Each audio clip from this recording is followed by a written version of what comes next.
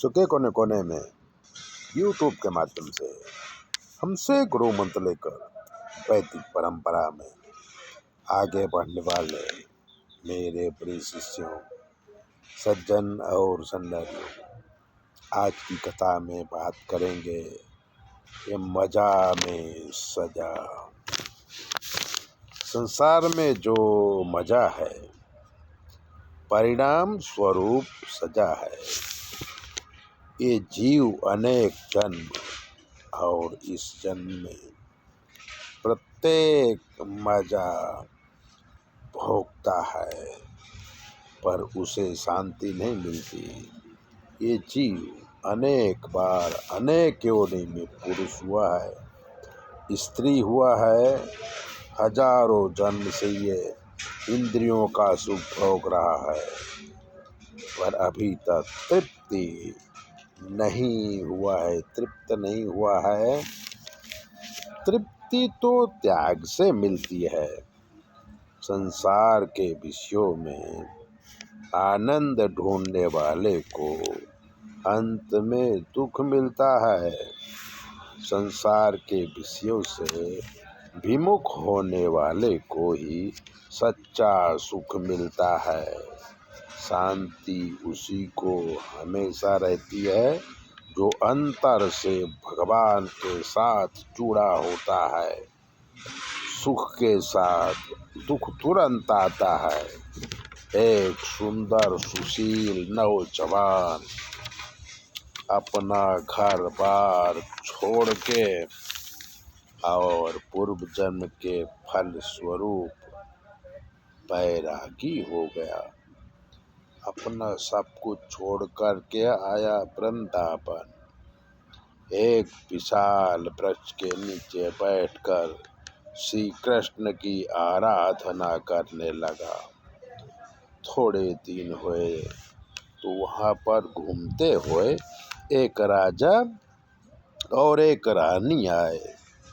रानी ने नौजवान को देखा और उसके तप को देखा, दुखी हो गई। सोचा इतना सुंदर नौजवान अपना जीवन व्यर्थ कमा रहा है। राजा और रानी मिलकर युवान को समझाए कि जीवन का आनंद ना लेकर तुम यहाँ पर कष्ट सहन कर रहे हो। हम तुम्हें अपने राजमहल ले चलते हैं, वहाँ पर सुख भोगो। नवयुवान ने कहा कि जो सुख यहाँ है वो राजमहल में नहीं मिलेगा। किसी तरह से समझाकर राजा रानी नवयुवान को राजमहल ले आए। युवान पकवानों से दूर रहता था और महल में भी आंखें बंद करके श्री कृष्ण शरणम मम, श्री कृष्ण शरणम मम मंत्र का जाप करता था। राजा ने समझाया कि रानी के बहन से तुम्हारी शादी कर देता हूँ, आधा राजपाट दे देता हूँ, तुम खाली सुख भोगो। युवान ने कहा कि सुख के पीछे दुख आता है। राजा ने कहा सुंदर पत्नी हो, आधा राजपाट हो, फिर दुख कहाँ से आएगा। युवान बोला कि शादी होगी, बच्चे होंगे, फिर बच्चे मर जाएंगे तो दुख किसे होगा। तो राजा ने कहा कि ये दुख तो तुम्हें ही होगा। तब युवान राजमहल छोड़ के और वापिस वृंदावन आ गया। कहते हैं कि कहने का मतलब है कि जब हम सुख भोगते हैं तो उसके बाद दुख आता है।